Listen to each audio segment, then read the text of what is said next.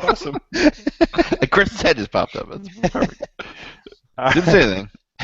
All right. Oh, did you start recording? No, that wasn't the 3, 2, 1 for the recording. I didn't think it was. Okay. All Hey, right, ready? Jess, you're missing a lower third. Oh, God damn it. No. I should have read that before. No, I You know was what that fine. means. When I first came on, I saw it. It was there. All right, let me see. This is going to be an easy fix. Yeah, you just can create a new one. Oh, Boom! yeah. Using Firefox, aren't you? Oh, hold on. I don't have a tagline. At J Chadwick that I never use. And off and on. Woo! Look at All that. right, we're in business. Technology. All right, that was a good podcast, guys. See you next time. Firefox. This is I how am you not get your using lower third to work. Firefox. Yeah, Because right. that doesn't work on any other platform. Technology. All right, are we ready? Yep. All right, did I count down or up before? 3, 2, 1. All right. 3, 2, 1, go. All right. Hello, and welcome to the Static Void Podcast. I'm Jess Chadwick. I'm Todd Snyder. And I'm Chris Gomez. And we are your hosts. And we are recording this on the evening of November 10th, 2015. And in this episode of the podcast, we're going to be talking about the source control tool called Git. You've probably heard of it, but here we're going to dive into it.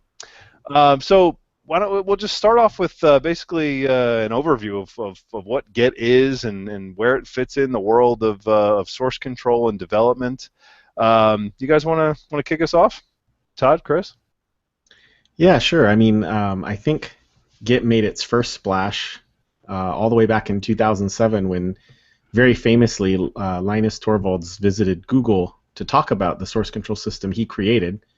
I think at the time he said he created it 2 years earlier. So this thing's about 10 years old now, believe it or not. Mm. Yeah, so what is it?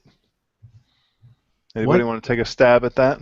Yeah, what is Git? So, if we think about what Linus was trying to tell us is that he didn't think that centralized version control, especially CVS and Subversion, were the answer.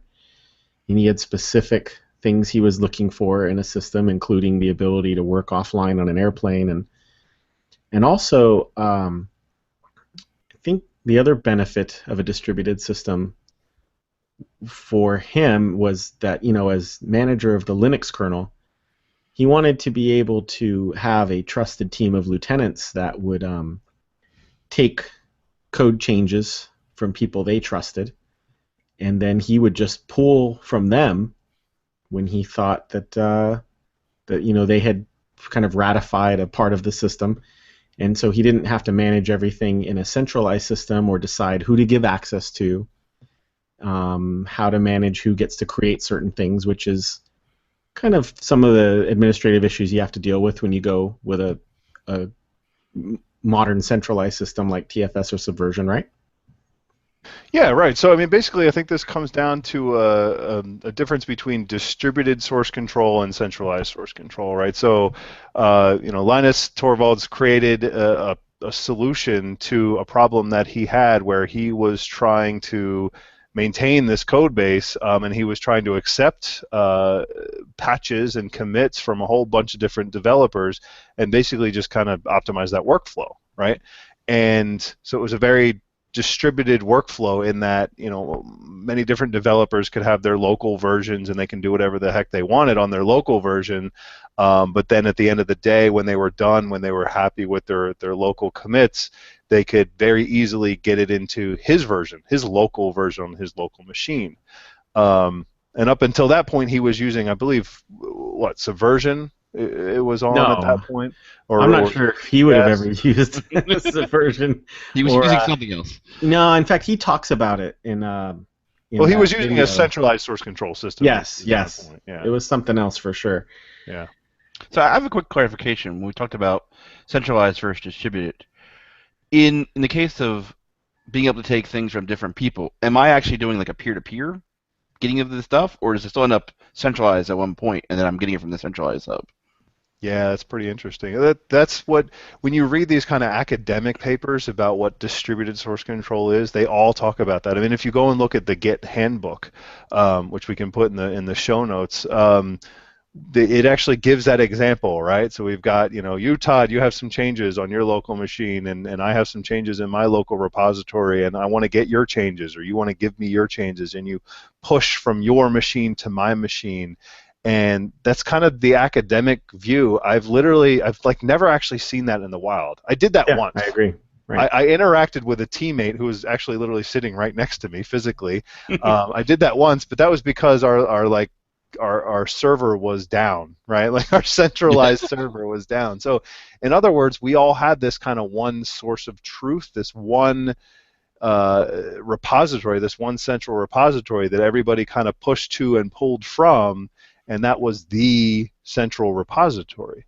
So we were using a distributed source control system, meaning we all had our local copy of the source control of the repository, but we had the one centralized version to rule them all, right? That was the one that the team always used.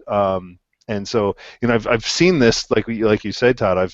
I always see this as kind of the argument for distributed source control is that, hey, you can push from me to you directly, and you don't have to go through a centralized system or a centralized repository.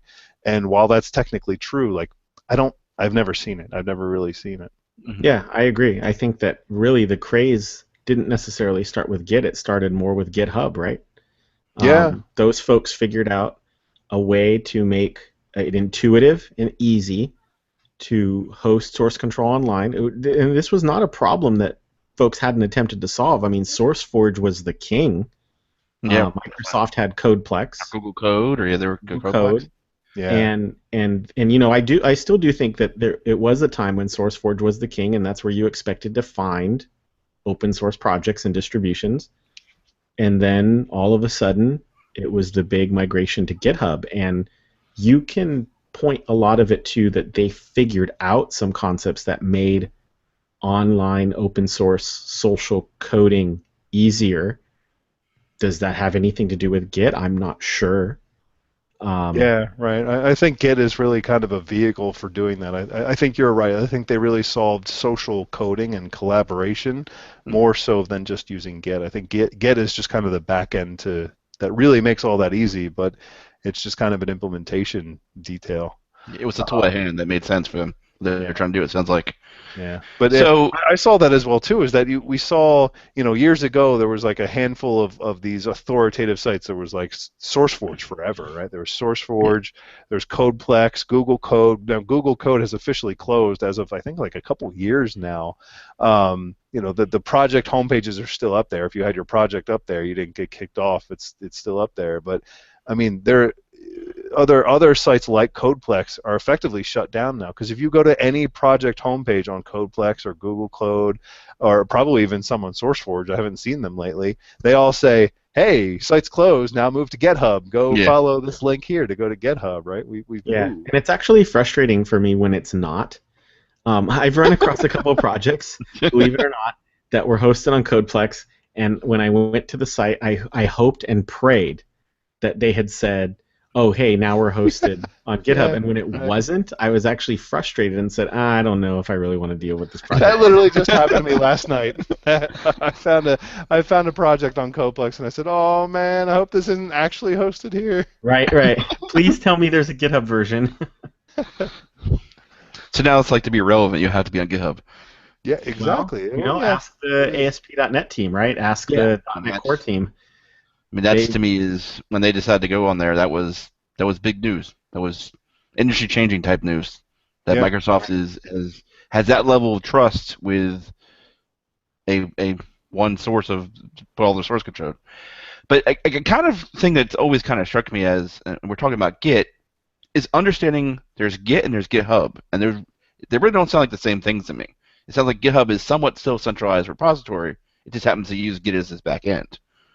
Could you kind of explain like what's the difference to someone who may not be familiar? Yeah, I mean there are some features that I think Git have that sometimes helps with the social coding aspect, even though On the other hand, there are some features Git doesn't have that GitHub enables. So to give you an example, GitHub has the concept of forking a repository. And this is not necessarily a Git concept.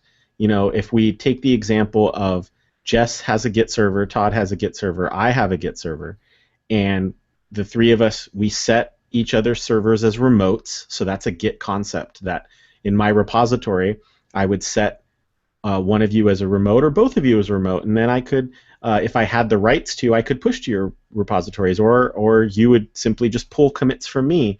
But on GitHub, they have the concept of a fork, and here the idea is that, well, we have this centralized repository, right? Let's make it easy. Let's use the ASP.NET home repository. This is the home of ASP.NET 5 on the web, right? It's at GitHub, and you want to work on it.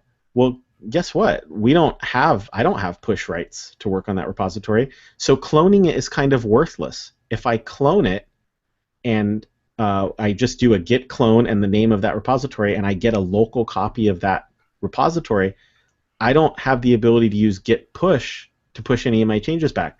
Right, but Instead, you can make changes and commit them locally. So I'm not disagreeing with you. I agree that it has limited usefulness because you can't actually push them back to the original central repository. But you can make a copy and you can start committing locally to your local copy. Right, and that's a Git concept. And so the Git concept there would be that the ASP.NET team would say, hey, we really like what Chris has done. Let's pull from him. But that's just like in the real world, they kind of want to keep that repository locked to the people on the team that they trust. So the GitHub concept, you were asking, Todd, like what's the difference, is the fork, where I get a whole new repository that's mine and I own it and I'm the admin and it's a copy, and then I can work on it however I please. And then you have to have another mechanism in order to share that code back. And these are strictly GitHub mechanisms, or other systems like it. I shouldn't be unfair to the other folks who are doing the same thing, but when you consider the GitHub pull request or the GitHub fork, that's not really the Git command line concept. That is more of the social coding concept where we were talking about earlier, how they solved these problems. Right. Well, so let's back up a minute and let's kind of get down into that, right? So we've talked about centralized versus distributed. We've kind of talked about, distributed meaning I have a local copy, you have a local copy, we can push and pull between each other, at least theoretically, academically speaking, we can. Whether or not we actually do is a different story. And I think you're taking that to the next level, Chris, of talking about in the context of GitHub.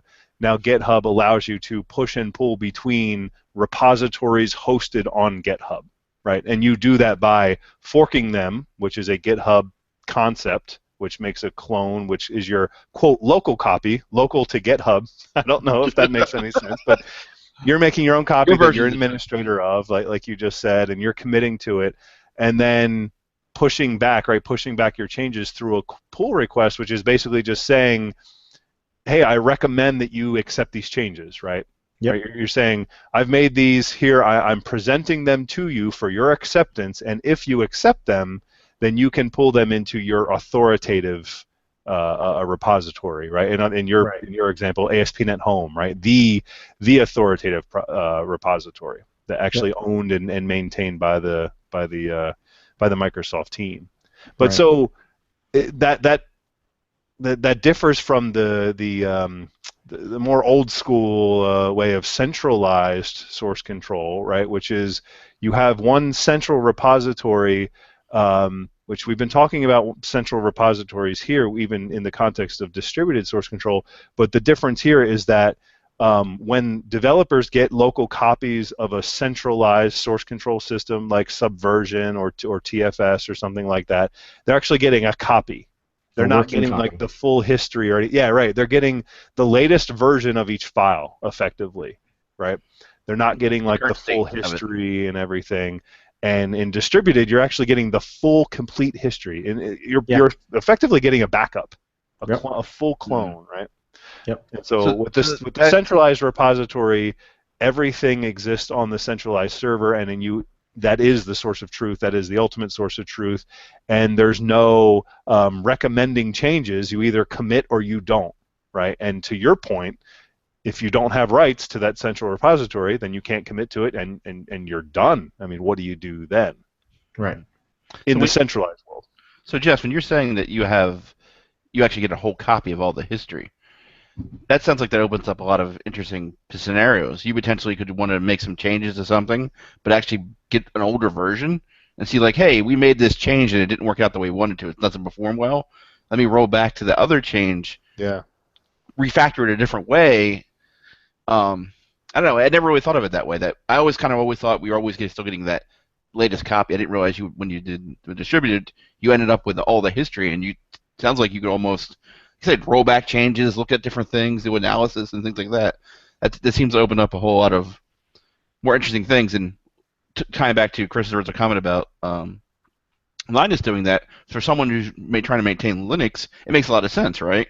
If someone gets pushed and all of a sudden it introduces a security issue, being able to get back to that old state just locally and able to do analysis on it, it sounds kind of interesting. Yeah. I think in at least from the TFS world, we don't even think of those kind of things. I think for the most part, we think of it's just source control. That's where we put our code, and then it gets deployed. We're not thinking about being able to do analysis and other things on the source itself. Well, let me give you an example of something I tried, and this was purely an experiment on my part, and it was a presentation that I was giving. And so what I did is I opened a local Git repository. I just said git init, and now, boom, I have a local Git repository. I had no intention of pushing this anywhere.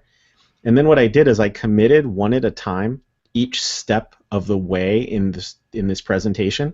Mm-hmm. And so what ended up happening is instead of doing any live coding, I would actually just run to the command line, and then I would update my repository to the next commit. I basically rolled all the way back to the first commit and then went in order 2, 3, 4, 5, 6 until I got to the end.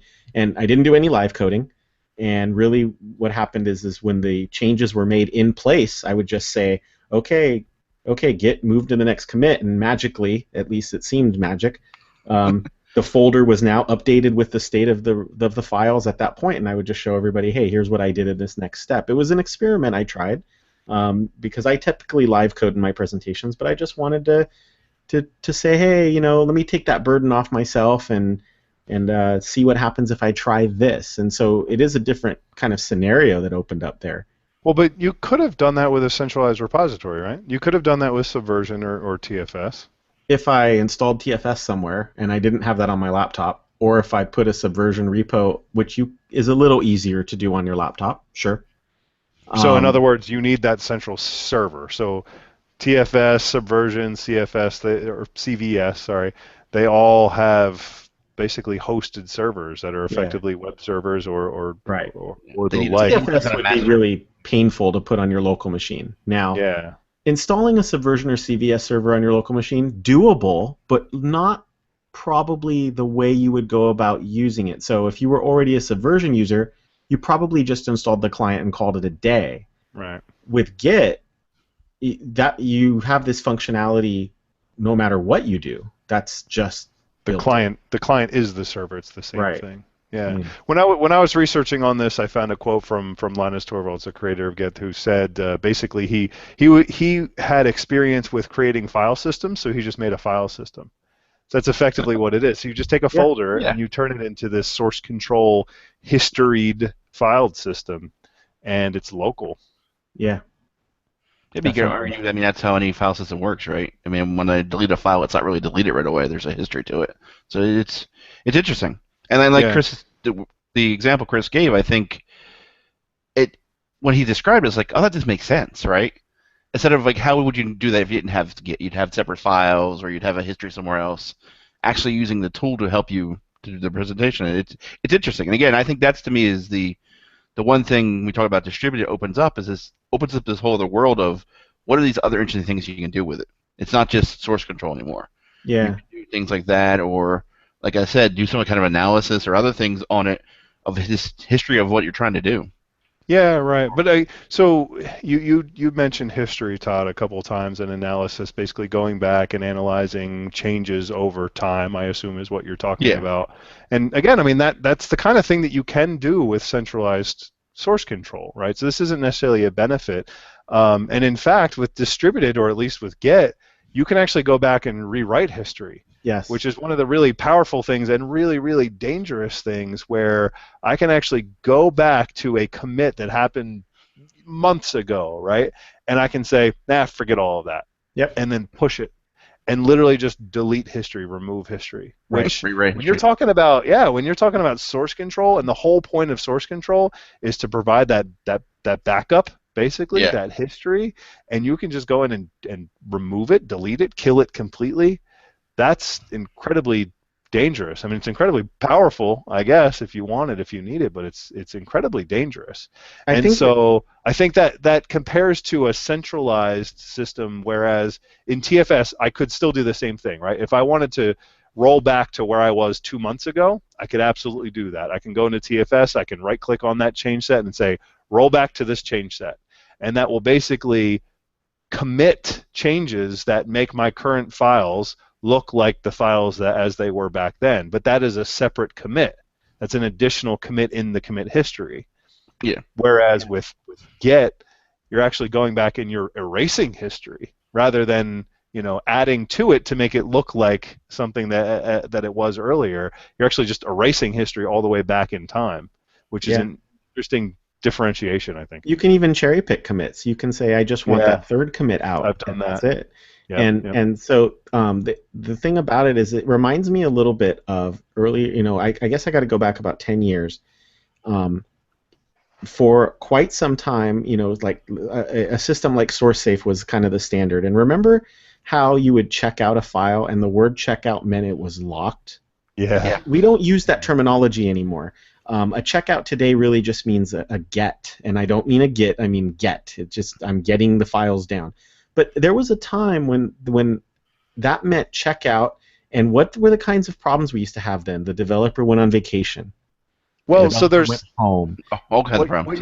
What you're talking about is a lock, right? Yeah, a lock, right? But it was called a checkout. We still have that, though. That's why I'm making that differentiation. Sure. In TFS today, the default behavior is that you check out, and you have that checked out, meaning that the server knows that you're editing it. It's not locked. We can both edit the same file, but the server keeps track of that. Yeah. The server It's keeps an unreserved checkout. Yes. And that was the thing. CVS, TFS, Subversion were really bringing to the forefront, and others were bringing to the forefront unreserved checkouts. And the reason I wanted to bring that up is when I tried to bring Subversion into an organization that, yes, I went to an organization that didn't have source control, and I was there 2 days and said, like, I can't live like this. I said, I can't live.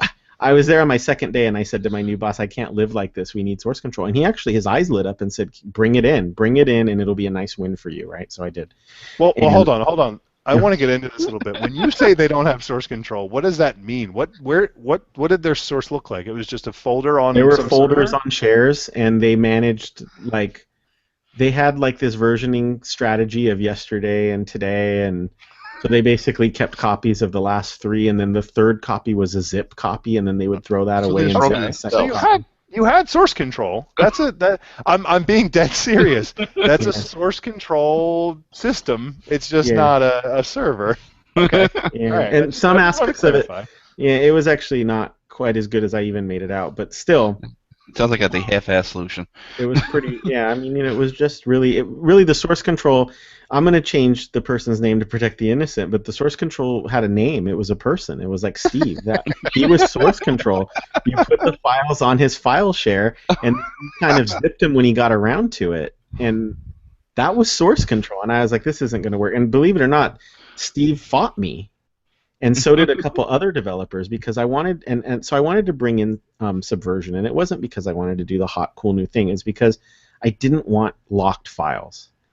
So a very passionate email was sent by, he was an old timer. He retired a few years later, and I have the utmost respect in the world for this gentleman. He told me wonderful war stories about programming LEDs on breadboards, right? I mean, great stories about the past. Trust me, I'm not. He wrote a passionate email about how any good source control system must have the feature to lock files. The reason I bring that story up is because we talked about how manipulating history is dangerous, and there are a few features of Git that, yes, you can cherry pick commits, you can rebase, you can squash, and we can talk about what all those things are, right? Some of those things are considered good etiquette now. Right. Things that we would think are dangerous, like squashing your commits before you create a pull request. And that just, I spoke a foreign language when I said that, right? Yes. So Yeah, basically, you're saying clean your history, keep a clean history, so you can kind of right. read through it like a book. Right, and so I'm going to work on a pull request, and I'm going to work on something, and in the course of working on it in my own local repository, I do 20, 24, 30, 40 commits because I'm making commits, incrementally. I'm really solving that problem of not holding on too long before I check in. But now my commit history is messy. It might even have a few commits of like, yes, got it working. Yes. So you squash your that was history. a mistake. Roll it back. Yeah, exactly. That's actually right. So you squash the history down to something more meaningful and semantic, like fixed implemented feature that does X or Z, and that's what you want to turn in. So it sounds like in many ways that wasn't necessarily a problem we had before when we were centralized, but now that we've introduced this distributed, you have the case where you may not want to put in all your history up to the centralized server, or just send it to me or Jess. You only want to say, here is the finished product, now ship it off. Well, let me submit that we did have the problem. Haven't we in the past discussed about developers holding on too long because they don't want to commit half-finished features? Yeah, I mean, definitely that's more of a process or developer workflow issue. Well, maybe the tool was fighting them too. Like Git doesn't fight you. Git says, "Go ahead and commit. You can fix it up later." Yeah, right. Or go ahead and more branch off into a feature branch and go ahead and be committing every hour, every minute, and have a messy history in that feature branch. And then once the whole feature is done, then you can merge that whole thing or squash. So you keep using the term squash. Squash means basically take a bunch of commits and turn them into one effectively, right? And so take all of those hundreds or thousands of commits, let's say, that you've done over the past couple days or couple weeks when you're working on this feature, and then turn them into one giant commit, which is not saying that's a good idea to have a giant commit, but one commit that basically says this is this feature, right? Here's this feature. And this is one commit. So I'm adding this feature to the system as a single commit. And the fact that it took me 1,000 commits incrementally to do is irrelevant at that point. Like once it's done, it's just saying here's the finished feature, and that's what the rewritten history looks like. So it's nice and clean. So when you look at the full history, you see here's feature A, here's feature B, here's feature C, here's feature D. And when you're looking back in time, that's what you're really looking to do, right? That's what you're really looking to find. Yeah. So there's, a couple features like that, and when it comes to manipulating history, another one is something I like to do. It's an interactive rebase, right? So to be clear, you will not find the squash command if you are listening and you go out looking through the Git command line. Both of these things happen through the rebase command, which is a confusing command to be sure. But has this ever happened to you where you get a working copy, you get to work, you're actually kind of happy with how it's going, you don't really want to turn back, and you might even be just about ready to do a commit, and then a colleague of yours commits, and now you have to merge. Yes. Now, I don't want to merge. I don't want to pretend that like, oh gosh, interactive rebase solves the problem. But what the goal of an interactive rebase is to make my source control tree look as if I didn't start work until after you committed. And so Git has a feature that allows you to basically say, hey, I need to basically fast forward merge. And it says, okay, well, here's what I'm going to do. I'm going to remember the changes you've made. And that's kind of nice to have it do it for you. And let me roll back to where you were, and then let me get the things that Todd worked on and put them on top, and then let me put your stuff on top of that, and let's see if we have a conflict. And it just happens all nice and locally. Mm-hmm. Yeah, it definitely sounds like that could solve a lot of merging problems. And actually, the Git uses the term replay, right? It literally replays those changes. So it's like a VCR. Wow, did I just say VCR? Did I just date myself? It's like a DVR. Oh yes. It actually records something and then it plays it back in a certain order. So the fact that it recorded it 2 weeks ago and you're just replaying it now is kind of irrelevant because it's seeing, making sure, as you just said, that as it basically pretends to commit in real time today, regardless of the fact that you wrote it 2 weeks ago. If there are no commits, it just goes ahead and does it. So that's pretty cool. Yeah. I think if we go, I want to go back and kind of explore what that guy said, what Steve said, right? Steve is becoming the star of this show. Yes, right. Every good source control system needs locking. What does that really mean? Locking is a feature, and it's a feature that protects you from a certain problem. So what is the problem he was referring to? Let's state the feature in terms of the problem that it solves. Well, let's be fair. Every source control system he ever used locked files. So in a way, it's kind of like the tool you know. And the feature, the reason why we locked files, I mean, I hate to say this, we're talking a couple decades ago now, but it's true. The reason we did it is we had a problem where developer A wanted to work on a file, and developer B wanted to work on it too, and who wins? And the who wins problem is a hard problem to solve. So, well, wait, I have an idea. I know how to solve it. Developer A's locked it. Now developer B knows that he can't work on it, and maybe that'll get them to stand up and talk, which isn't a horrible thing. Yeah. It's just not very productive. Well, but what we're really talking about here is conflicts. Yeah, right. Merge conflicts. So you make one change to a file, I make another change to a file, and they conflict. In other words, the system itself can't automatically figure out who wins because, I made, you and I both changed the same row or the same character in the same file. And rather than just kind of say, oh yeah, well, Chris was in second, so I'll just merge the two, and I'll take 1, 2, 3, 4 that Jess put in, and put the 5, 6, 7, 8, and just kind of combine them so they're 1, 5, 7, 6, 8, 3, like it won't do that. So it'll throw its hands up and say, nope, conflict. I'm not going to do anything. You have to figure it out, and that's what locking avoids. Like you literally cannot make that change. So if I have it locked and checked out and I'm working on it and you need to go work on it, you can't. You're stopped. So you cannot make it say 5, 6, 7, 8 because you can't change it at all until I'm done. And so then I check in my 1, 2, 3, 4. You get the latest version. You get my version with 1, 2, 3, 4, and then you lock when you want to make a change, and you say 5, 6, 7, 8. You check it in. Everything is nice and neat, but at the detriment of lost productivity. Right. That means that you and I cannot be working on the same thing at the same time, which, as you mentioned, right, you talk about, communicating, collaborating, that those are all good things, and maybe we shouldn't be working on the same thing at the same time. Maybe that's a bad thing, but let's say, for the sake of argument, that we are communicating. It is safe, right, conceptually safe that we're working on the same thing, but what we still need to be able to commit, right? And we don't want to lose that productivity of just because you're working on a file, and these locks happen at the file level. So in most organizations, even though it might not be a good practice, these files, let's say they're 1,000 lines long, which is horrible, but it happens, right? That's the reality. If I'm working on something on line 200 and you're working on something on line 800, I've got the file locked, right? We can't work together. And so if you get rid of locks, what you open up is productivity. Now, you and I can be working on the same file. I can work on my function up on line 200. You can work on 800. We're not conflicting with each other, so why lock? Why should my work block yours? That's what this offers. And I think that Subversion and TFS did, is they said, hey, we'll merge it for you even.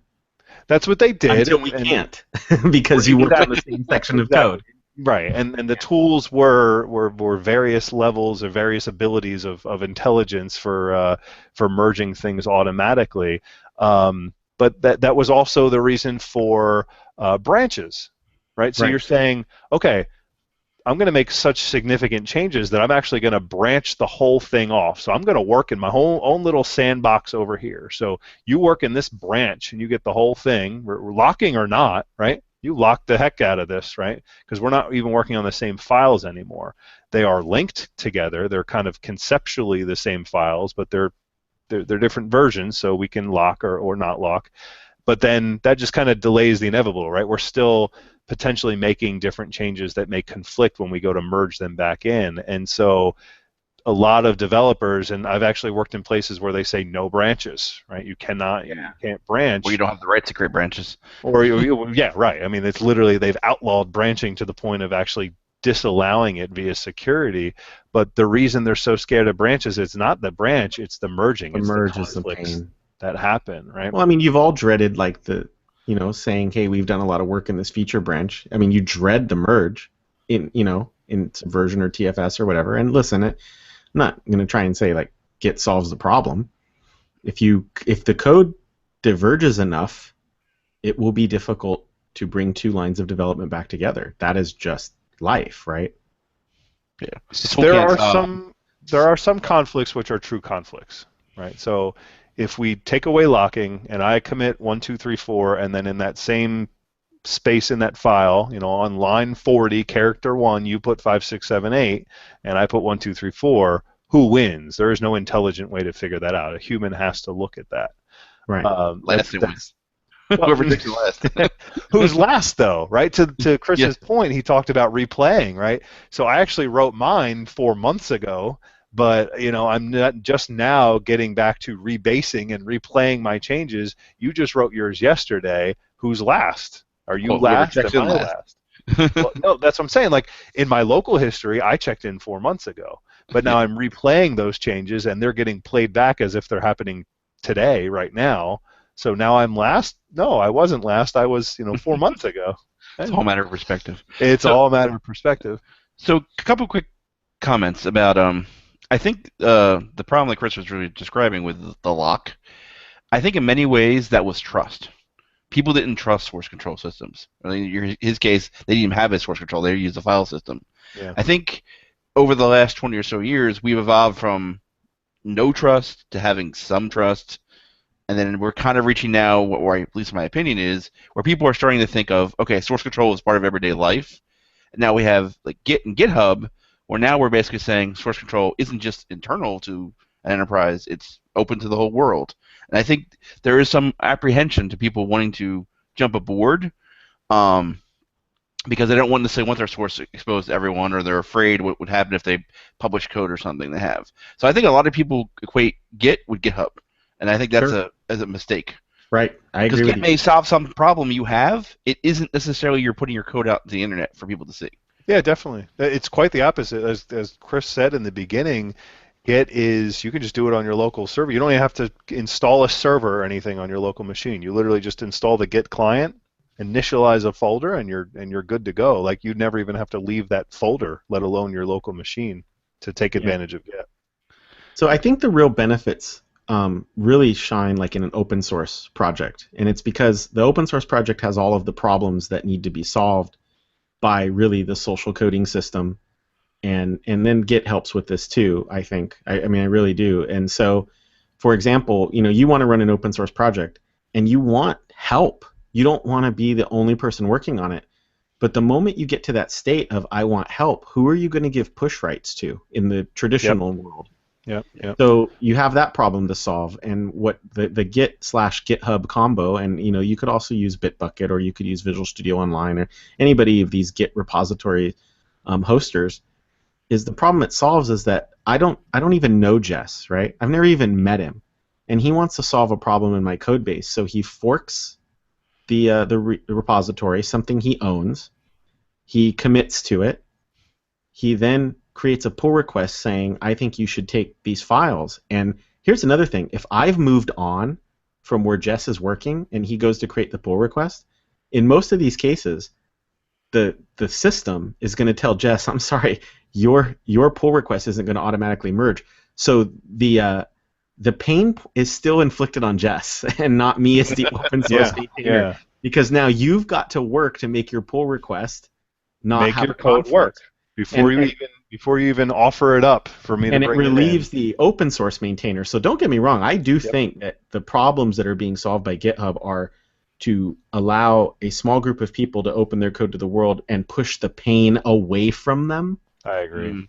So, to make it easier to maintain an open source project, which moves the project forward. And those may not be the problems for private source. Like when we've talked about benefits, like what are the drawbacks? Well, maybe those aren't the problems private source has. But I still think you can get a lot of benefits even in an organization by saying, we're going to push the pain of merging onto the person who's trying to do the extraordinary thing. I don't I even don't know see it if like that's that. bad. I see it as, push it onto the individual developer. So you're making these changes, and you are going to merge them into that central repository that the team is working on as the master. And in order to do that, before you take them off your local machine, what you've been working on, and push them to the central machine, you now have to figure out those merges, right? You have to figure out those conflicts. I would basically restate what you just said in regards to the open source community and everything. I would restate what you just said as, hopefully, ideally, an open source project has many collaborators. In other words, more chances for people making conflicting changes. Sure. Right? And again, it all comes back to conflicts and merging. And Yeah. so, to your point, the way that this kind of eases, especially open source projects, is that now it's up to the committer to merge that locally, to solve those conflicts locally, before you push it to or suggest it as a merge candidate into that central repository. Although, So as I'm saying this, it's no different than a central repository. It's no different than TFS, right? So at work we use TFS currently, and if I go to commit a conflict, a conflicting change, it'll yell at me and it won't let me commit it. You So know I mean, what's kind of hard to do? It's not that this is impossible, but what's hard to do? It's hard for me to say, let's go off and try something, even something small, especially if you aren't allowing your employees to just create branches willy-nilly because you're afraid of the result. I mean, look, I don't want a source control tree with a ton of branches in it either. right, But the etiquette in the Git/GitHub world is actually that I fork the repo and create a branch. Like, that's the etiquette. right. And then let's say I start working on it, and Jess, you want to help. Well, you can. I mean, I own the repo, so I can either give you direct push rights, or even better, you could say, hey, Chris, I see what you're doing to help the ASP.NET Home project. I got an idea. I forked your repo and sent a pull request to you. And I know that sounds like, it's turtles all the way down, but I did that in a request for the ASP.NET repo. Somebody had a pull request. They ran into a problem. I don't think they knew what to do, so I sent them a pull request. They accepted it, and Yeah, that fixed their pull request, and then they got accepted. yeah, that's So, awesome. like, it all sort of worked, you know what I mean? And Yeah, it's not that I don't think you can't do it in a TFS or Subversion model, but you start to run into these troubles of like, okay, so I branched this code, but now I could use a little help. So what do we do? Should we all work on the branch? hmm And it can be done. It can be managed. So one thing that's kind of dawned on me is, and this gets back to the idea of centralized versus distributed, it sounds like in many ways this is introducing a different developer workflow, where you could have a case where maybe you still have the centralized repository, that's what gets deployed to production, but maybe for one team, instead of everybody checking your stuff in the TFS, like I'll use an example, for most organizations there's one TFS server, right?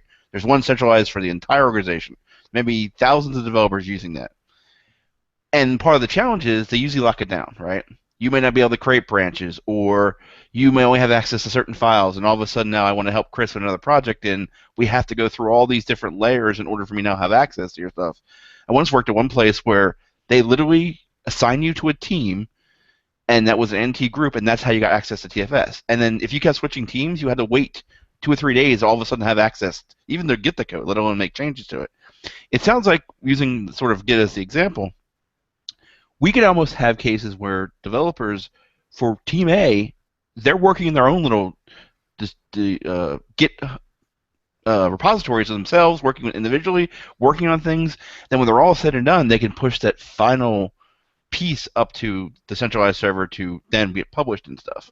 Sure. I think that's the piece that always sort of wasn't clear to me. What's the benefit? And to me, it sounds like the benefit is it introduces this more collaborative workflow, where the centralized server it's just a file system, or just a database. I'm sticking my files in here and I'm all done. I'm not really utilizing it for collaboration, where it sounds like this is. yeah, but that's not really the.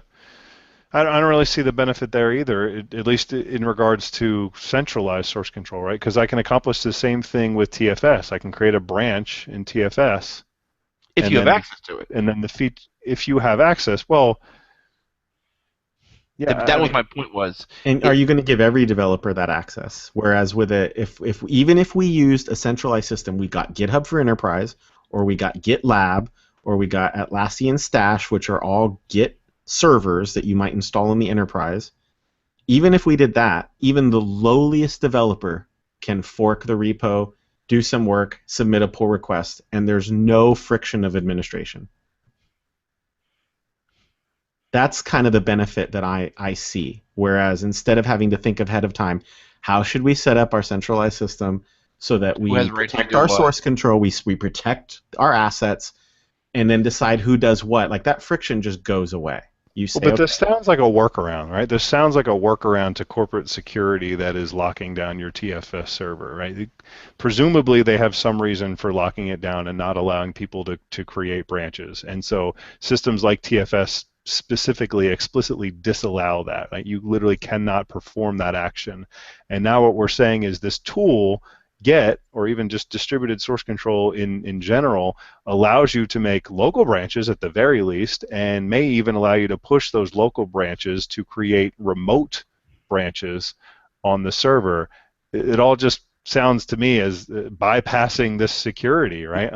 Unless or until they find a way to lock the ability to do that, right? In other words, lock the ability for developers to create branches in the distributed source control repository, Yeah. which seems like only a matter of time. If it's not possible today, maybe it is. Oh yeah, well well, they you can have always to bypass decide who your the maintainers are, right? Like the ASP.NET team is the maintainers of ASP.NET Home, but yet I can contribute to them, and they can decide they don't want my pull request.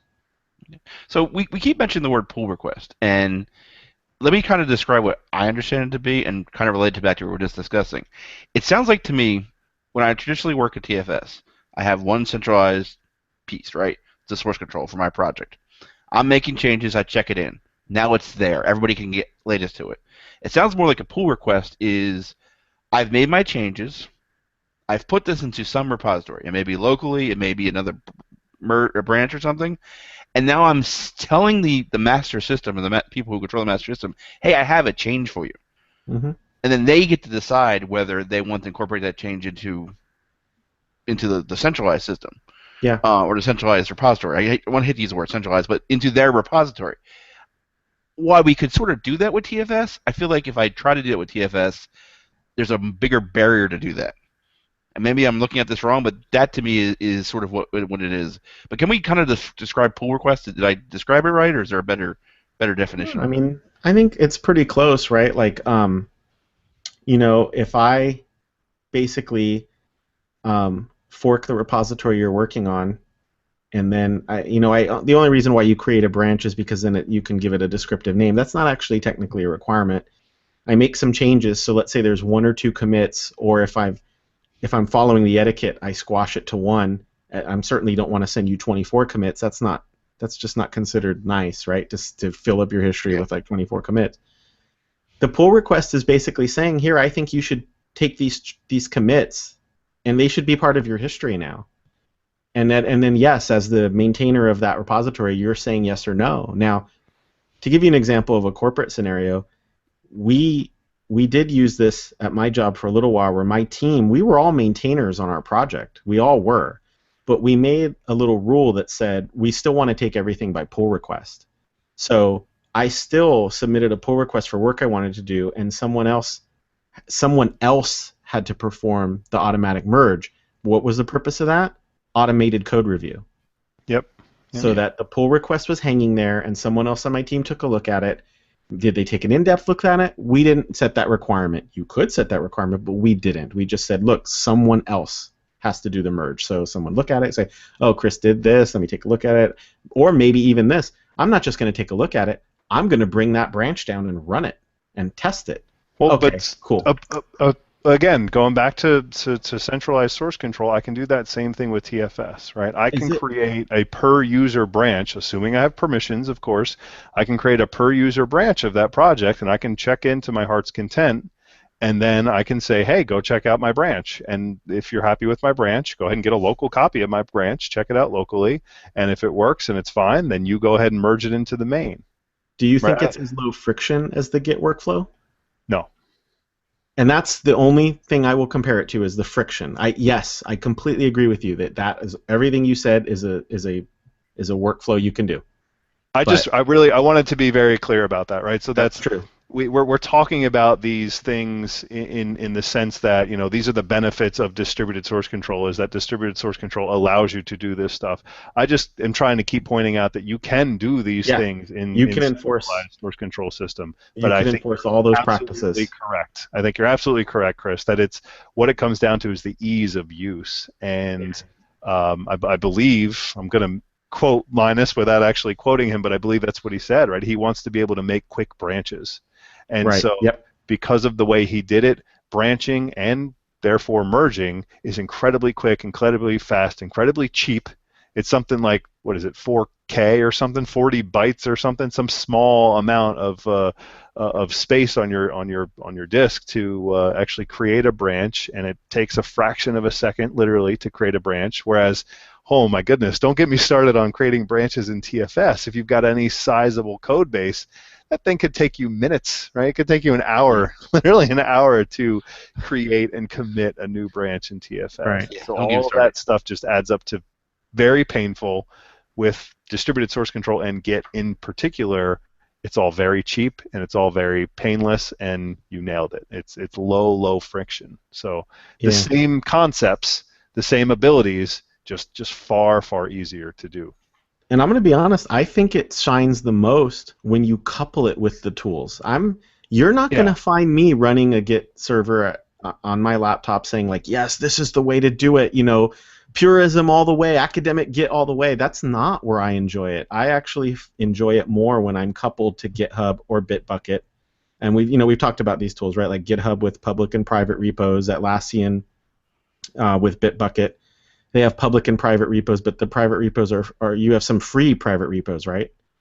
And then Visual Studio Online, where you get some private repos, or you can go download and install your own GitHub-like servers. They're direct competitors, you know. And I mentioned like GitLab and Stash.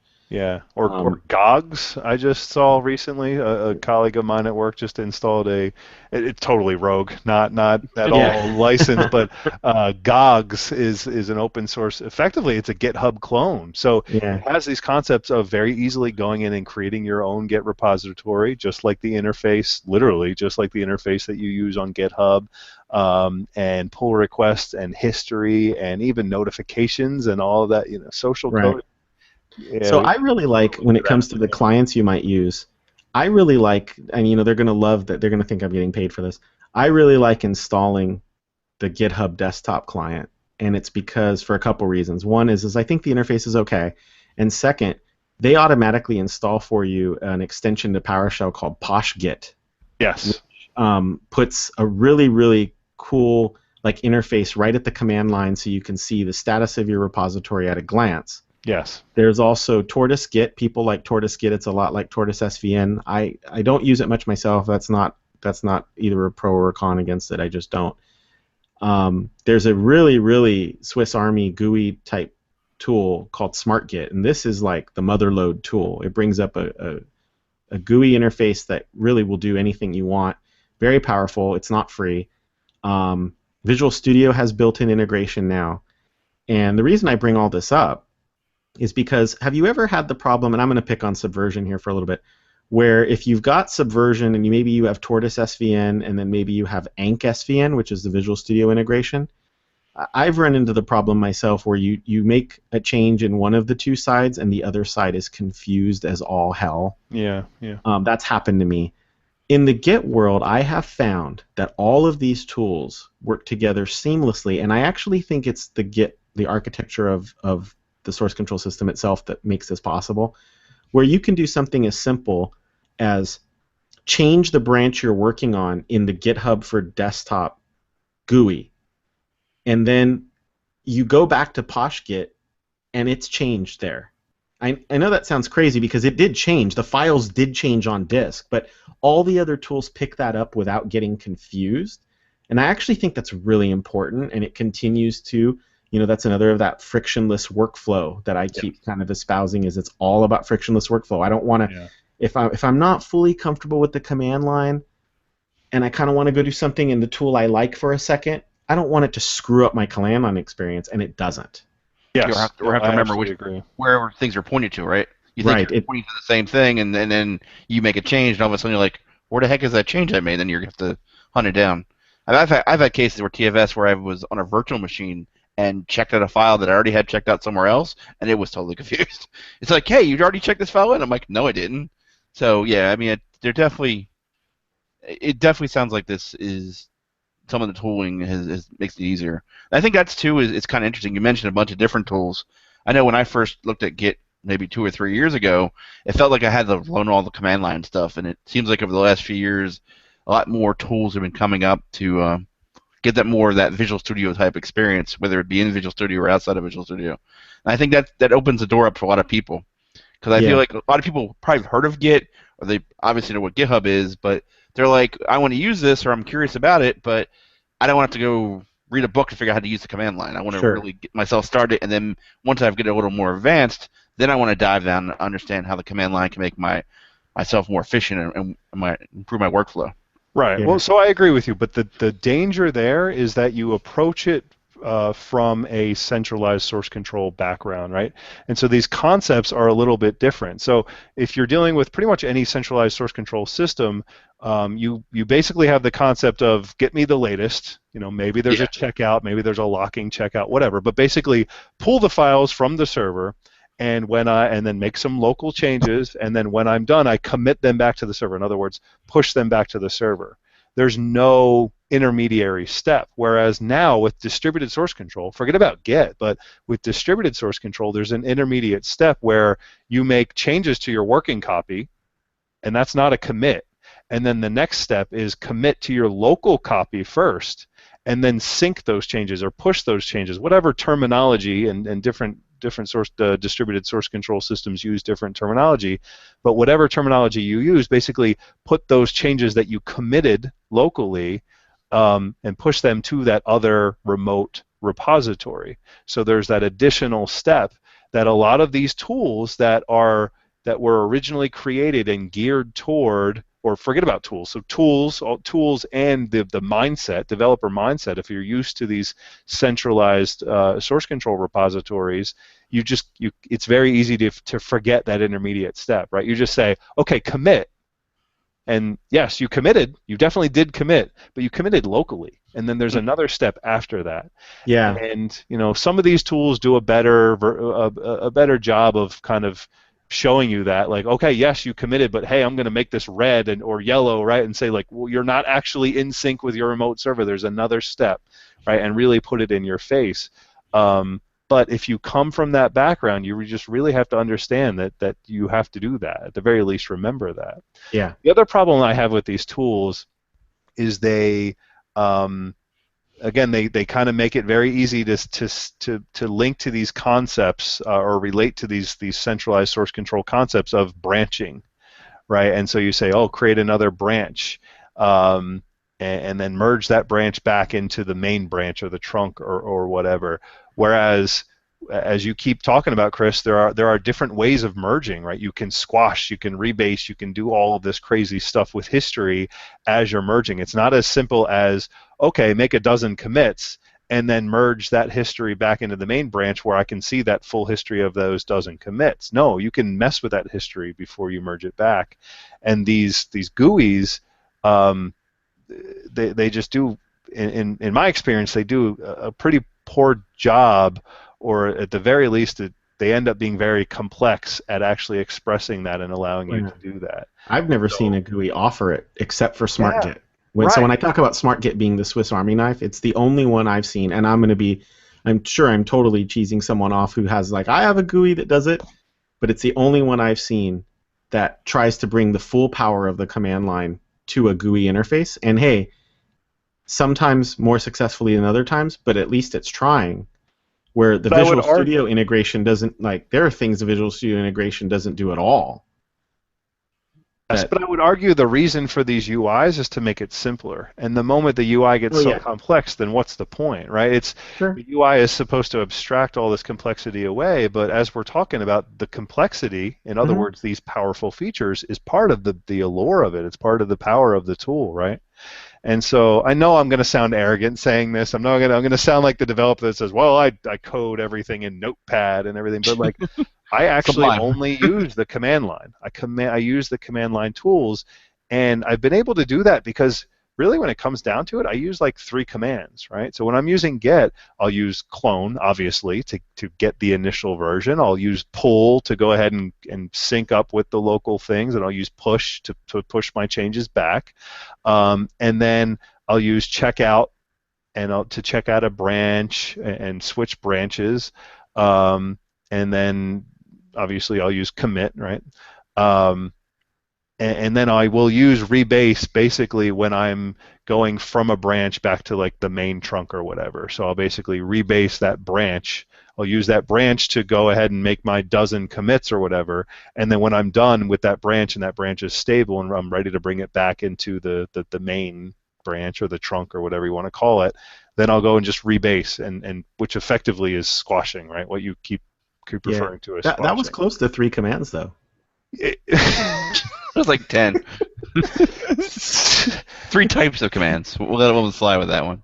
I'm not saying it's easy. I'm saying that the footprint, the total footprint of the Git command line tool is far more than what I just described. It is. Right? It and is. It can be overwhelming. It is. My point is, I said 3, and you called me out on it. It's not nearly 3. It is a subset of when you go and read the Git docs and all the commands. It's a subset of that you really actually need to know in order to be productive. It's a subset of the universe, right? Now, it's funny that you mentioned that about only using the command line, because here I am talking about all the things I like about Git. And I prefer switching away from the command line when I can. Now, I've gotten some mental, cognitive knowledge of when I can't, and so I'll use it then. And I generally try not to, and it's because I just find this idea that we can't create this kind of source control system any other way, an admission of failure. And I think it's because kind of like a contractor who works on everybody's house but their own, developers, we're working on our applications, we don't work on our tools, and we're sure as heck not going to shell out to buy SmartGit, which, I think is decent, and if that guy got a ton of support, maybe he would work on cutting-edge UX to make a few of the features even easier, right? And I don't want to call that poor guy out. Those folks, just the fact that he took that extra step is great, right? But it's who's going to buy it? I don't know of anyone who's bought it. We usually espouse it to people, and I'll say, yeah, it's like $70 a seat, and don't quote me on that. You're going to want to go look. And then, oh, okay, well, I'll just get GitHub for desktop then. Well, yeah. okay, Well, my here are the things you're not going to be able to do. Yeah, my point earlier is that I don't think the reason that these UIs are not out there, these simple UIs are not out there, is because it's just not easy. These are complex ideas, right? And it's not easy to make an intuitive, simple UI because it's not simple. It's a complex idea, right? Yep. I'm not saying it's not doable. I'm just saying it's really, really difficult and maybe not doable, which is why it's not being done. So, yeah. So,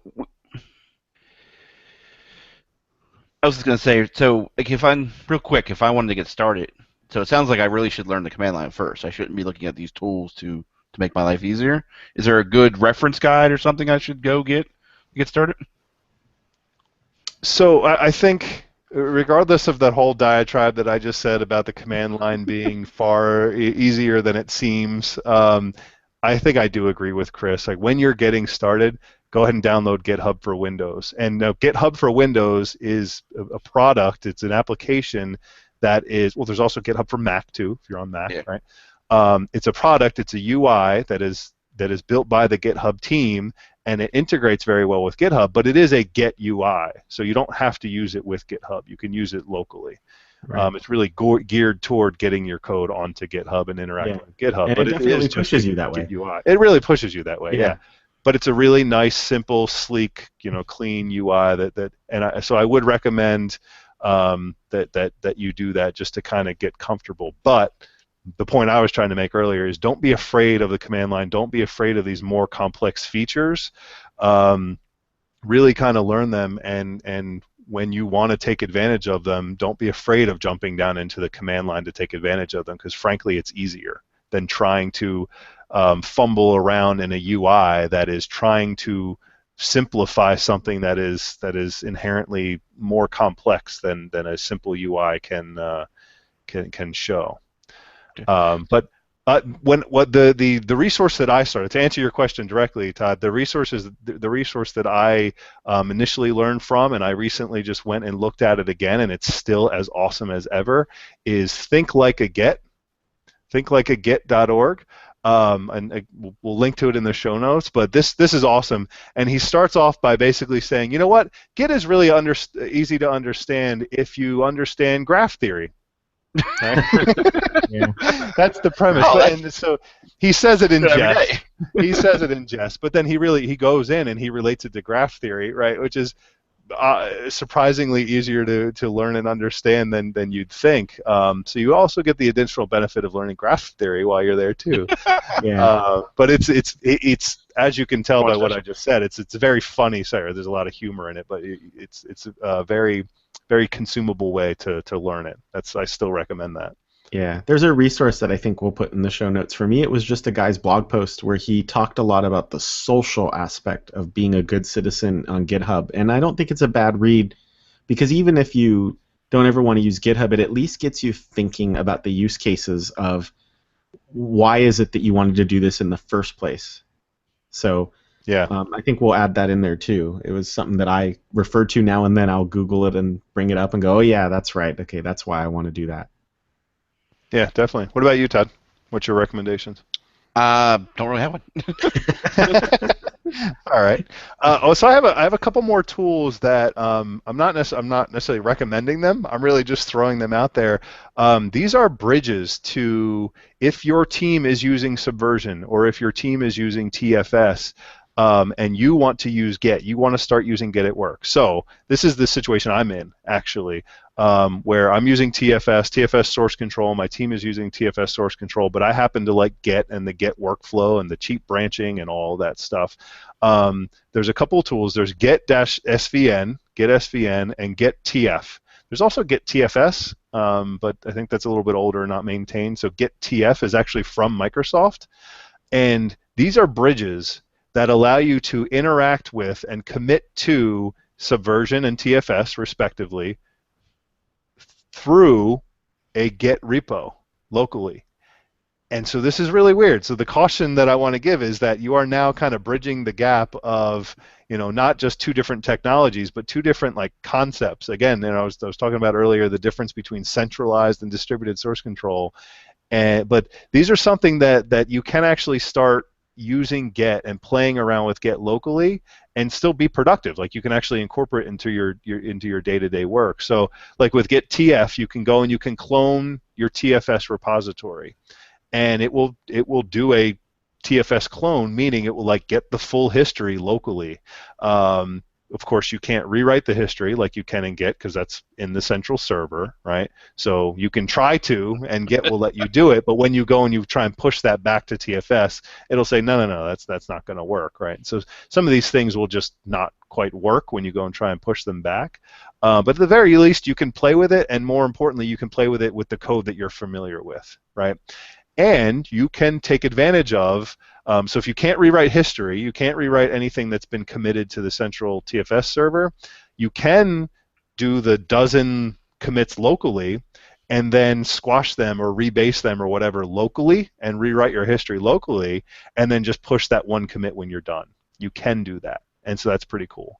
So I'm not recommending that you actually use Git TF because it's really kind of an awkward tool, but if you want to learn TFS, or if you want to learn Git and you're using TFS today, it's a pretty cool way to kind of use it with your code base. Likewise with Git SVN, right? So if your team is using Subversion, you can use the Git SVN bridge. So I also, Chris, I wanted to kind of call back to what you said earlier. You mentioned a couple of online hosting options. So the main ones that I use, and I think you listed all these, but I'm just going to list them all again. Obviously, we've been talking about GitHub this entire time. It's basically the de facto standard for... It's the king. Yeah. With GitHub, though, you have to pay for private repositories. Yes. So for that reason, I actually prefer Bitbucket for private repositories. Bitbucket gives you free private repositories. So if there's any open source stuff or code that I don't care if it's public, I will go to GitHub. I mean, that's what I do for pretty much everything. But if there's a private repository that I want to make, I'll go to Bitbucket and make it private. And there's also Visual Studio Online, which gives you free private repositories, at least for small teams, I think like up to 5 members. Right. And I've used that myself for the private repositories instead of, I mean, I don't have anything against Bitbucket, but that's where I went. And you get some other integration too. You know, you can get some automatic build and deploy, especially like to say Azure. Yeah, that's cool. You can, I mean, they've got integrated Kanban stuff. It's slightly a different approach. In fact, it feels like using TFS, right? It feels like, so, except that it's Git, and hey, TFS on premises, Git repositories are in there too. So yeah. So before we go, I just want to call out one thing in my research. If you go, speaking of all the commands that are available in Git, there is a command called get am. And what this does, and this is reading from the docs, it applies a series of patches from a mailbox. Interesting. So this literally takes email messages and treats them as a commit and automatically messages them. So I found this when I was reading one night. I think it might have been in Think Like a Get or some site like that, or a blog post or something. The guy's like, this is something that Linux, this is a problem that Linus Torvalds had at like 3 in the morning. And he's like, man, everybody's emailing me these patches. I'm just going to add this to the tool, right? Right? Totally. And so he used to take patches by email. Right. For years and years and years, he took them by email. Exactly. But this is one of the reasons that the Git commands are so bloated, because you have stuff like this that's just like nobody except for Linus Torvalds himself ever uses this stuff, but it's in the official tool, and so you get it whether you use it or not. So before we go, I just want to do like a little quick lightning round and just kind of talk about, like, in your experience with using Git, what's your favorite thing about Git, or like a story or something that you had, and what's your least favorite thing? Chris, you want to kick us off? Yeah, sure. I mean, my favorite thing is the isolation, the ability to contribute, and that's how I became a contributor to the ASP.NET 5 project, by being able to do it without getting them involved, and then got to meet a couple of them recently, so that was kind of nice. My least favorite thing, we've talked about it, is the command line. I still feel like it's a little bit of an admission of failure until we get a handle on some UIs that can capture the important features that we need, but in a fashion that people can understand just by looking at it. Yeah. Cool. Todd? Hello? Did we lose Todd? It kind of looks like maybe. He's frozen. Uh-oh. Let's give him a minute. Well, we're at the 110 mark, so remember that. Yeah. No, I take notes. I take production notes as we do it. Yeah, he looks frozen. Either that or he's very intent. He's really considering this question. I really took him off guard. I froze him up. This laptop is noisy. All right, well, I can answer this question. Well, so my favorite thing is the ability to rewrite history, right? You've kept talking a lot, Chris, about squashing and everything. I love being able to do that. That also happens to be my least favorite thing, right? So, like, I like to go around and squash things and even roll back in time, even though it's a pretty bad practice to roll back to actually before what was actually pushed to the centralized repository, but you can. And you just get so comfortable with doing that all of a sudden you can get yourself into a situation where you're actually overwriting history, right? You're literally like deleting it forever, just because you're so casually able and easily able to just go ahead and rewrite history. So for me, that same thing that's a benefit and a detriment. It's a good thing and a bad thing. Yeah, I mean that's pretty much it. All right, cool. That sounds like a show. Yeah.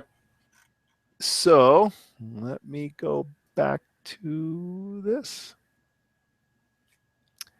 So thanks for spending time with us. We hope that you got a lot of value out of listening to this discussion.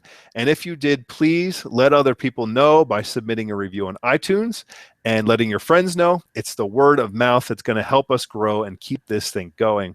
Also, please check out our website at staticvoidpodcast.com, where you can find all of our episodes and sign up on our mailing list to stay up to date with everything we do. And if there's anything that you'd like to hear us discuss on this show, or just tell us how wrong we were about something we said, or just how big of idiots we are, please leave a comment on the website, or feel free to just send us an email to comments@staticvoidpodcast.com. So Todd, Chris, thanks for the chat. Yeah, good night. And all you out there, we'll talk to you next time on the Static Void Podcast. And scene. All right. So the funny thing is, I'll just put Todd's clips in later. I can Todd said steal clips from other shows. He just sent a text message that his router went out. Nice. We might be having storms or something here. Man, I can't believe how do we get to 45 minutes? I know, man. I know.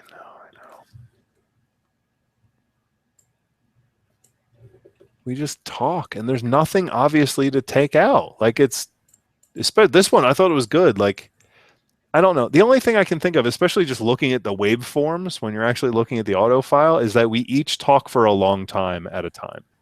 I feel like that's not, I don't know. I mean, if I'm comparing ours to like .NET Rocks or something, that's not fair because that's an interview show. Of course, the guest is going to be talking a long time.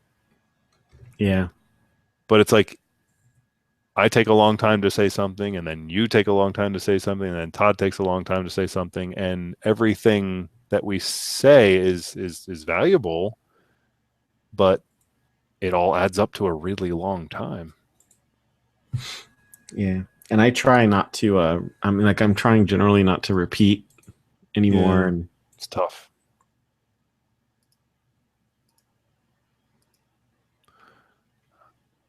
It's like we're expanding to meet the time, even when the when it's like, hey, let's lower the scope of the topic and reduce the size of the agenda, and then okay, but we can still go an hour and 15 minutes. Yeah.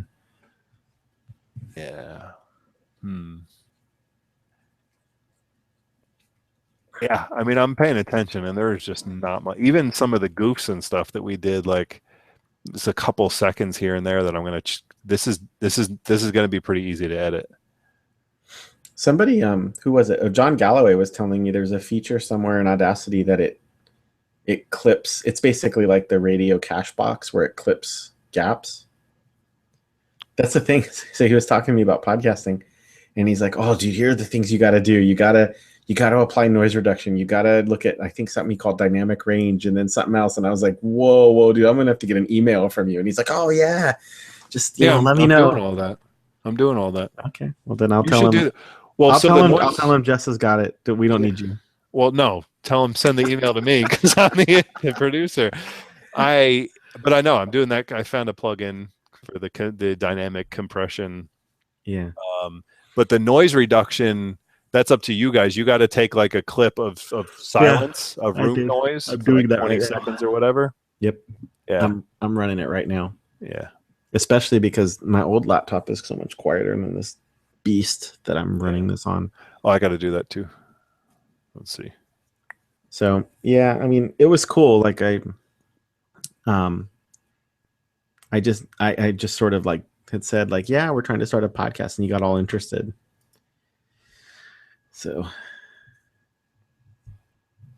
he was saying like, yeah, definitely send me a tweet about what it's called. And I was like, okay, sure, no problem. And so you saw that part. And then he followed me. I'm like, oh, my first important major follow, except for that Jess Chadwick guy. He was pretty important. I followed him. Yeah. On mute? No. I followed him. Static Void Podcast followed him. After that tweet? No, before. Or just in general? Oh yeah, yeah. Yeah. I think I already had him followed. Yeah. Yeah, no, that's key. Those are like the crucial relationships that you make, and it's just crazy how shit just like snowballs, right? These relationships just turn into something that you just don't even expect. Yeah, I mean, like I said last week, I met. I mean, look, you've been to Summit, right? Yeah. So I didn't personally meet Hanselman because you can't. He's like surrounded. People are. He's always surrounded. And the funny thing was, is at the